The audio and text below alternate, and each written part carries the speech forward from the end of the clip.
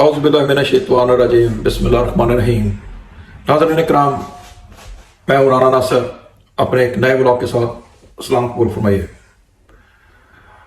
आखिर नाज़रीन इकराम, वही हुआ जिसका डर था कि जब आप एक पराए फड्डे में किसी बड़े चौधरी को डालेंगे तो फिर अंजाम वही होगा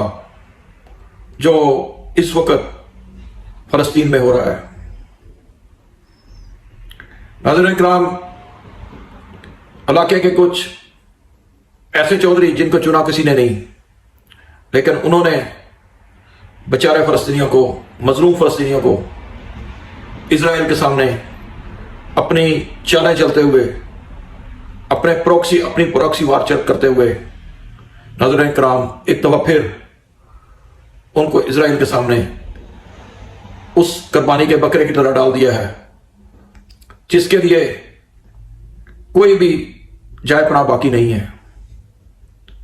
अब जितने भी ये बड़े बड़े चौधरी अपने आप को समझते हैं, अभी एक नया चौधरी तो वो ये कर रहा था कि वो जबरदस्ती से उनके ऊपर,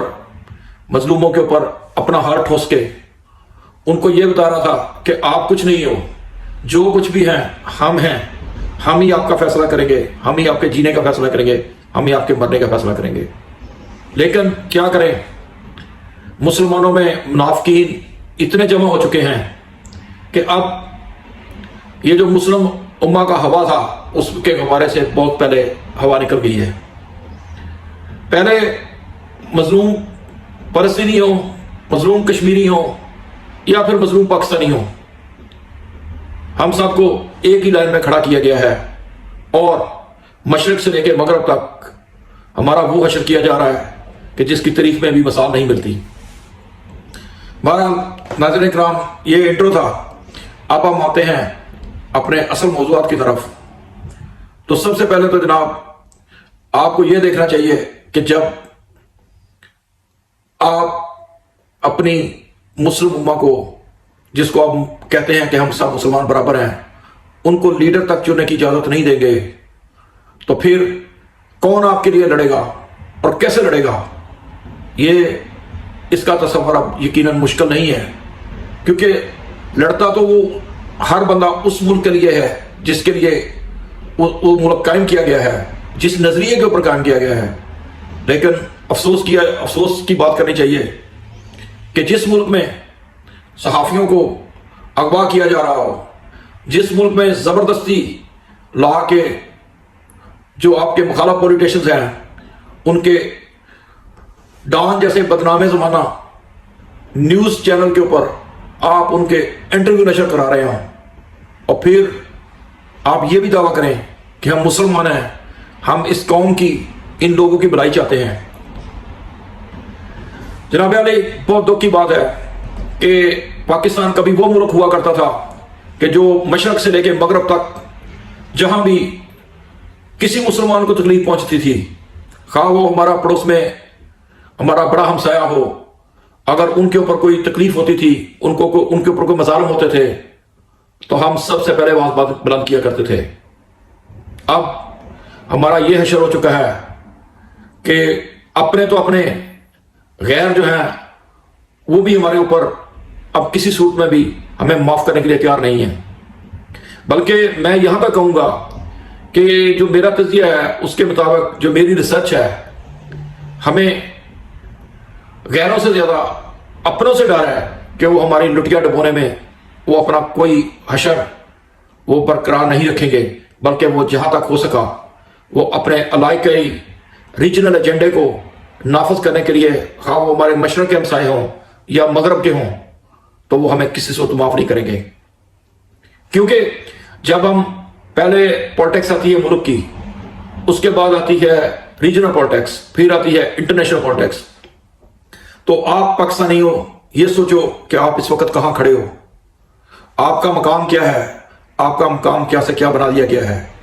आपके एक मुस्लिम लीडर को उठा के गंदी गलीज कोठरी में फेंक दिया गया है, यहां तक कि उसने कोई गुनाह नहीं किया, लेकिन उसको उस कोठरी में इस तरह बंद करके रखा गया है कि उसको वॉक भी करने दी जा रही। اس کو باہر نکلنے کی بھی اجازت نہیں ہے، بلکہ کل انہوں نے ڈرامہ کیا بجلی بند کرنے کا، اور 6 گھنٹے تک ایک آدمی جیل میں ہے، اور اس کے بعد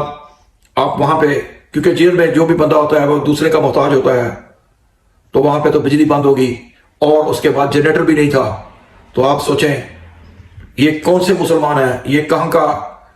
کس کا کلمہ پڑھنے والے ہیں؟ واللہ عالم۔ کل ایک دین فروش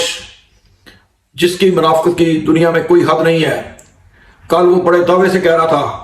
بلکہ اس کو شرم نہیں ہے یہ بات کہتے ہوئے کہ اس کی قبر میں ٹانگے ہیں، اور وہ یہ کہہ رہا تھا کہ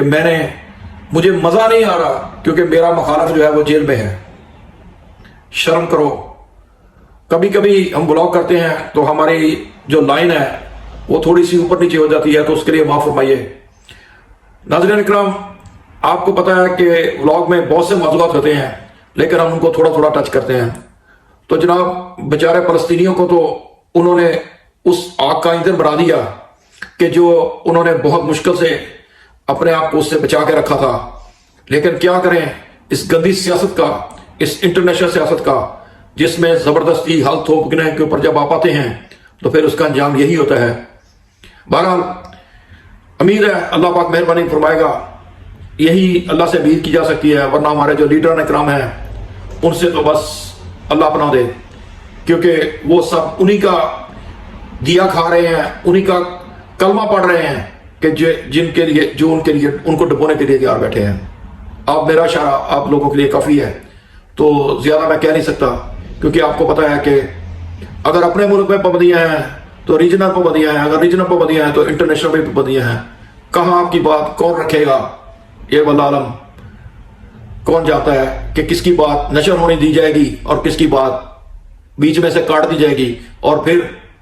آپ تک جو اصل پکچر ہم پہنچانا چاہتے ہیں وہ بھی نہیں پہنچے گی۔ اب جناب آتے ہیں جی میاں صاحب کی طرف۔ لگتا ہے میاں صاحب کا جو رزق ہے وہ لگتا ہے یہاں پہ لکھ دیا گیا ہے پاکستان میں، تو عنقریب وہ وارد ہونے والے ہیں۔ ابھی ایک نیا ٹریلر انہوں نے، جو شوبھا صاحب ہیں، انہوں نے ایک نیا ٹریلر دکھانے کی کوشش کی کہ ان کا استقبال کس طرح کیا جائے گا۔ امید ہے کہ جیسے جو پہلے تشریف لاتے رہے ہیں، اب چوتھی دفعہ جب وہ تشریف لے کے آئیں گے پاکستان میں، تو امید ہے کہ عوام ان کی مہربانیوں کو نہیں بھولی ہوگی، تو اس کا استقبال اسی طریقے سے کیا جائے گا جس کا وہ حقدار ہے۔ اب وہ اچھا ہے یا برا ہے یہ تو اللہ پاک جانتا ہے، لیکن جو پاکستان کی عوامی عدالتیں ہیں اور اس کے ساتھ کیا سلوک کرتی ہیں، یہ یقیناً ابھی زیادہ دور نہیں ہے اگر وہ تشریف لائے تو۔ لیکن کیونکہ ایک بات ہے کہ پاکستان میں جو بھی چیز ہے وہ 70 پردوں کے پیچھے چھپی ہوتی ہے، اب کون کس کا لاڈلا ہے یہ کوئی نہیں جانتا، اور کون سی عدالت کسوں کا چھوڑ دے یہ بھی کوئی نہیں جانتا۔ بلکہ اگر آپ نے کوئی چوری نہیں بھی کی تو آپ کے اوپر بھینس چوری سے لے کے PIA کا جہاز تک چوری کرنے کا مقدمہ ہو سکتا ہے۔ باقی آپ کا جو حسن کرشمہ کرم ساز کرے، تو جناب شاعروں کو معاف رکھیں اور اسی کے اوپر اکتفا کریں۔ امید ہے ملتے ہیں نیکسٹ ولاگ میں، انٹر نیکسٹ ٹائم کے لیے رانا ناصر کو اجازت دیجیے۔ السلام علیکم۔